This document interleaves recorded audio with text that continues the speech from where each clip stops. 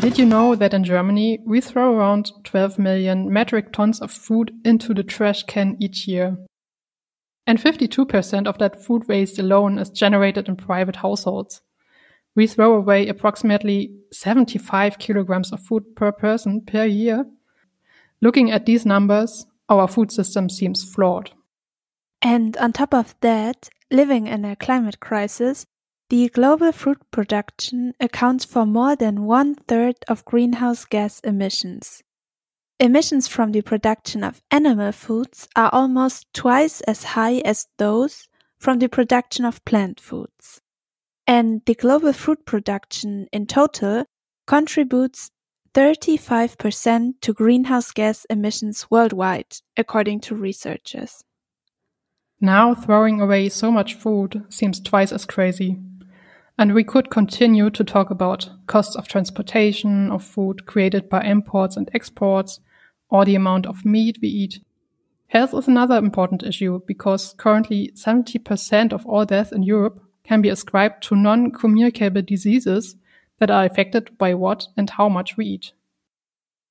So, with all these aspects in mind, we invited José Luis Vicente and Beatriz Waldhall.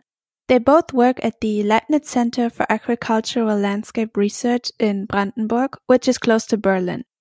And they are both researchers in the project Food Shift 2030, which aims to make our food systems more sustainable. And we are really looking forward to find out how they plan on doing so.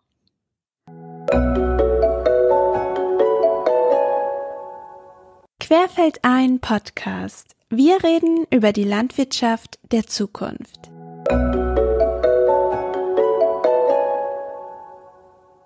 What are currently the biggest problems in our food system? Yeah, I think one big problem within this food topic is the complexity itself. So there's not just one problem we are facing, but many interconnected problems. For instance, that we have increasing urbanization, which is then also driving different food consumption patterns, leading to malnutrition, but also it has linkages to the climate impact. So the way we eat, the way we consume has an effect on the environment. And all of these problems are not separate, but interconnected. And that is the actual challenge, that they are so interconnected. So they're like, we call it also feedback loops, that it doesn't help if you just focus on health, how to create healthy diets, how to improve the food, if you don't look at other patterns like the effect on the climate or land use patterns and so on and so forth. So the interconnectedness of many different topics in the food system, that is the actual challenge. Yeah, actually, I would like to say that we say that the food systems are socio-ecological systems. This is what Beatriz is saying, that when we are eating, we are impacting at the social, but also the ecological sides. So we have to consider both sides, at least when we eat, but also when we produce. We have the consumption, we have the production. So as Beatriz said, this is the complexity, this high level of different loops, feedbacks, and we have to have all of these things in mind when working on the topic. What would, for you, be the ideal sustainable food system? We think that the food system should be regional, should be seasonal, but should be also socially fair. There is now a new concept saying that we should achieve agroecology-based local agri-food systems.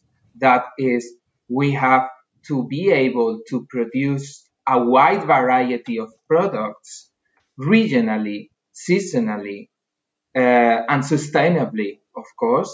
And on the other hand, we have to adapt our diets to the soil and climatic conditions of the area. So we have to work on both sides, on the production, the agricultural landscapes. We need to transform the agricultural landscapes in order to provide a wide variety of food products. And on the other hand, we have to work on the consumers or the eaters.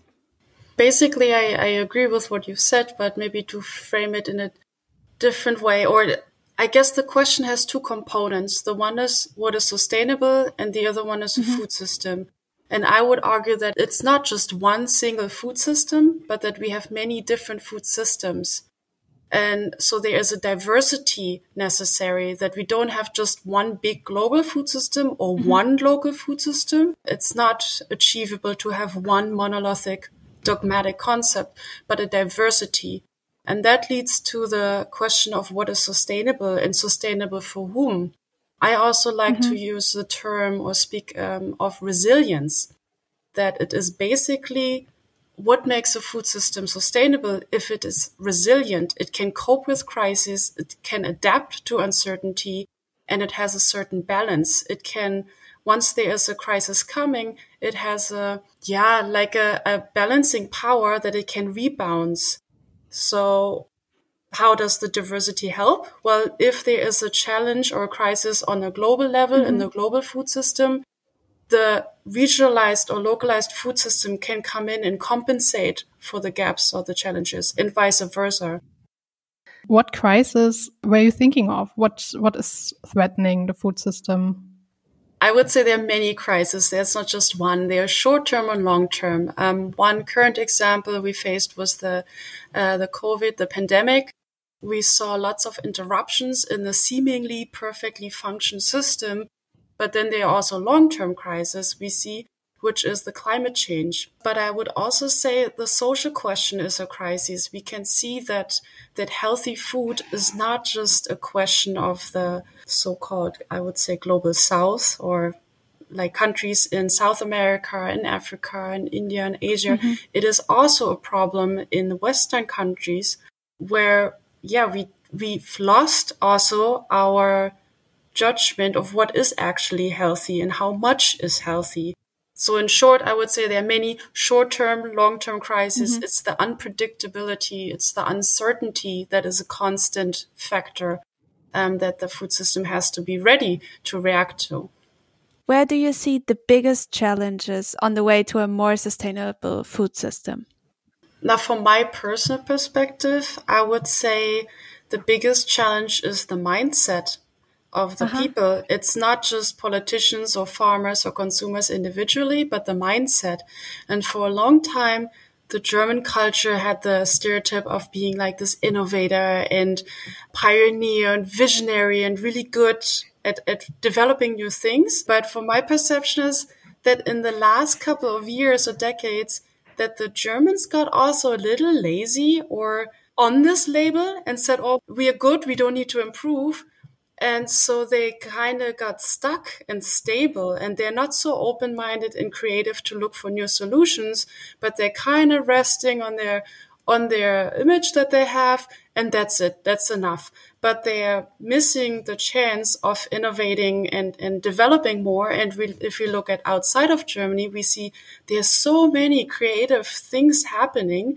And other countries actually become the pioneers and visionaries, and Germany is falling behind.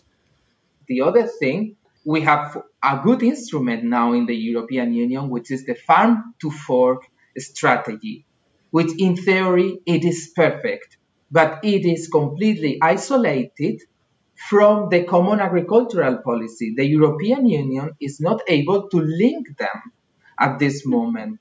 So if you don't link the farm to fork with the common agricultural policy, there is no solution.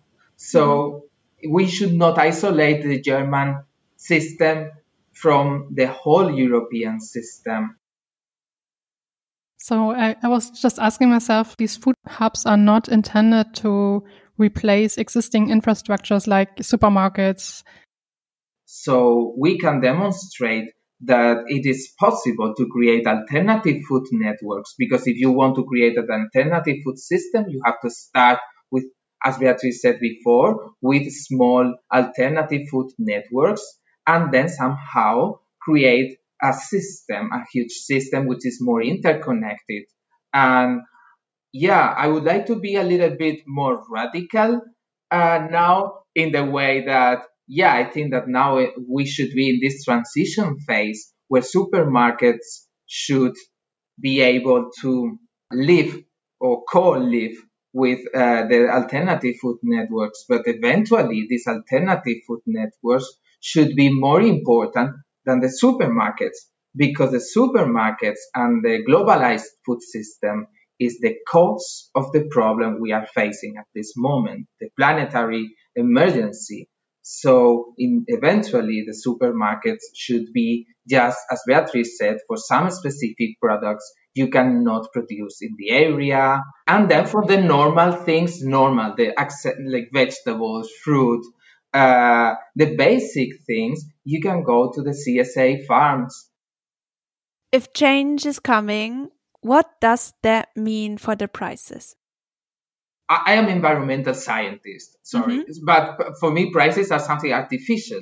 So you can modify the prices however you want. Now the food prices we have in Europe, they are artificially low because they are highly subsidized. So the European Union decided to subsidize some products and not other products. Prices in organic farming and agroecological farming are very high because they are not subsidized.